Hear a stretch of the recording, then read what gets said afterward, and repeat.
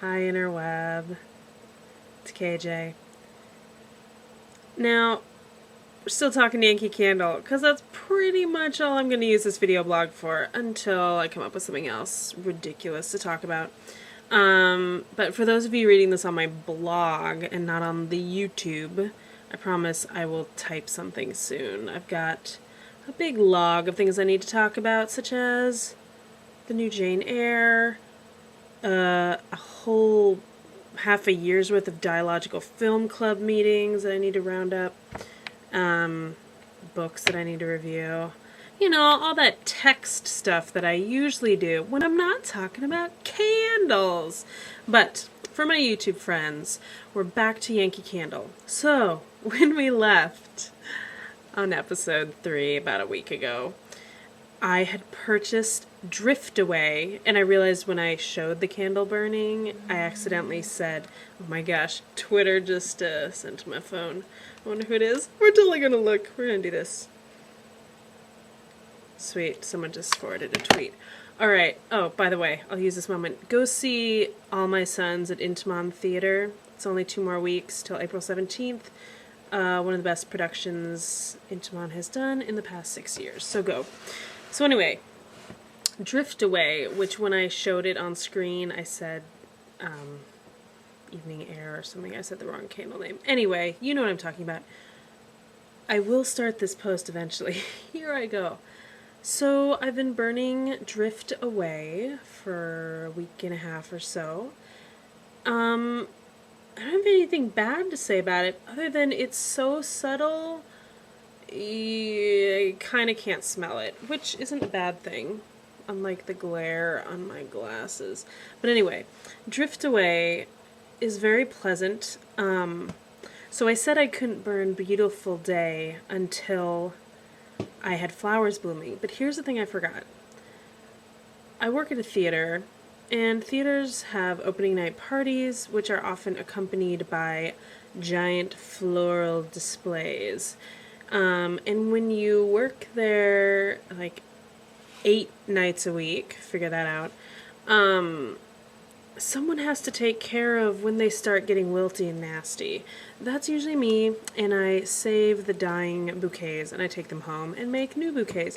So, within like 2 days of starting Drift Away, I came home with piles of hydrangeas and like hollyhocks or whatever kind of tall, white, crazy things, and like vining, twiggy, ivy things. So I've got some serious floral situations going on.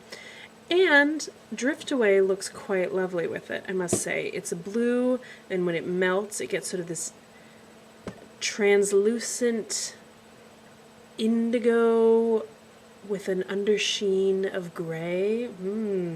It's very pretty. But you know, the real test of candle smells is when I open my door down here to the cottage and get welcomed with whatever it smells like, and I can never smell it. If I'm making tea and I walk in, just that subtle bit of tea overpowers whatever the room smells like. So, for those of you who are using this as a guide to actually buying candles, if you're afraid to go super Yankee strong, because Yankee is strong, Drift Away might be a good option. Something to sort of lead you in. But it looks very pretty. So I like the March color. So some of you, Sarah, Courtney Tudor, want me to go back a little bit to talk about this whole seasonal altar thing, how the candles work out. And I think my spring altar's doing okay. I recently made a discovery in Twitter. I seriously love Twitter. I was just thinking about today how I actually spent time talking to a faculty member about the role of Twitter in shaping language. Anyway, hi YouTube. So, what was I talking about? The seasons? Oh, well, so setting up springtime. Oh, yes! So 9 months out of the year, I'm a hardcore Anglophile.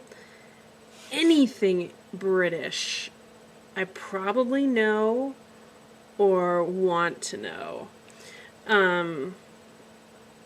But springtime, vive la France, I start becoming a Francophile.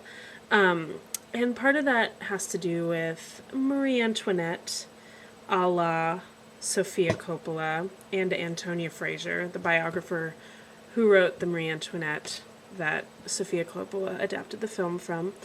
And Sophia Coppola is sort of my patron saint of spring, of femininity, of pastel colors, of luxurious, elegant bounty. So anything sort of fleur-de-lis is probably going to make it towards my spring altar. This is not going to count as a very helpful image, but since I already mentioned that most of my spring altar or seasonal altars have to do with a candle that fits the season, which is everything we're talking about, some sort of plant, and maybe decorative book. Key into all of this is the IKEA furniture. Those Expedite bookshelves are amazing, because I have one in my room, and one side is books, color-coded, and the other side is DVDs, alphabetical by studio. Miramax, Warner Brothers. Anyway, so on there I've got the end of my Expedite is seasonal space number 1, and then I've got some file boxes that look kind of like a normal table that's multi-leveled. And I recently, so my ivy plant from 2007, whose name was Clement of Alexandria, died this winter, so I planted a new one, which I've named Elbereth Gathoniel, named after one of the high Eldar elves of the Valar. You know what I'm talking about, Lord of the Rings. Because I just reread the whole trilogy for the first time in 10 years. Another thing I need to actually write text about. But I was so moved by the imagery of growth, like nature, trees, the power of living growth in trees and plants, and by Sam being given the seed and bit of dirt from Galadriel and Lothlorien and taking it back to the Shire, which has been ransacked by Saruman and Wormtongue, and how he plants the bit of dirt to bring everything back to life, and how the party tree, Bilbo's party tree, got cut down, and he plants a seed of a tree, a Malorn, from Lothlorien. So I had just finished reading that when I replaced my ivy plant, which I'd named after a 2nd century theologian, mystic.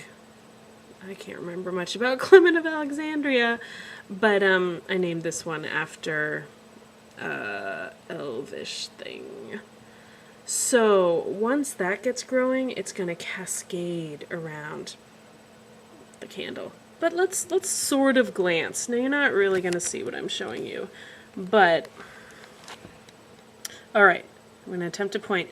I see a candle flame. Here's the 2-level bookshelf, and then crazy amounts of flowers, decorative book, and then up here is more crazy amounts of flowers. Okay, Sarah Courtney Tudor, you can kind of see that. The books that I have right there are 2 antique books that I have. One is about Prince Ludwig, the mad, awesome, extravagant guy who built grottos and basically, his palace in Switzerland, I can't remember, I'm sorry. I only know English monarchy. His palace is what Walt Disney based a lot of the Disney castles off of. So I've got a book on him there, and then this book, this gorgeous antique book that Lucy Spiro salvaged and gave to me called Empress of France, which I believe is about Josephine, Napoleon's lady, but it's got gorgeous sort of fleur-de-lis gold. And eventually, once I start cutting flowers from my garden, I'll put out my Sofia Coppola book on Marie Antoinette of the film, probably. I might even bring out some Schubert sheet music of Schwanensong in honor of Queen Victoria. Spring is all about the lady monarchs. But all that to say, Drift Away, pretty good. Here's what I really wanted to talk about, though. Okay, thanks everyone for sticking with me. Target has an off-brand, on-brand Yankee Candle series called Home Essentials, and it's really weird. Like, instead of having Home Sweet Home, they'll have like Home Special Home. Like, it's all slightly different from... Oh, do you like my very shiny silver blue nails? But you smell them and they just smell cheap.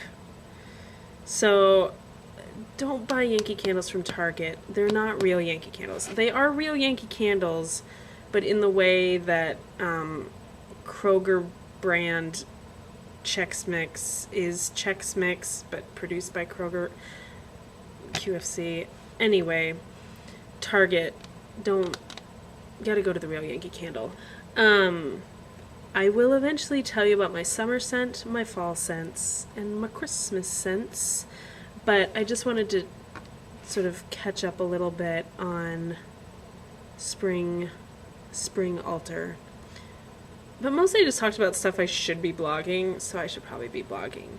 But keep, send in questions. I'll answer. Have you bought a candle recently? Tell me all about it. Okay.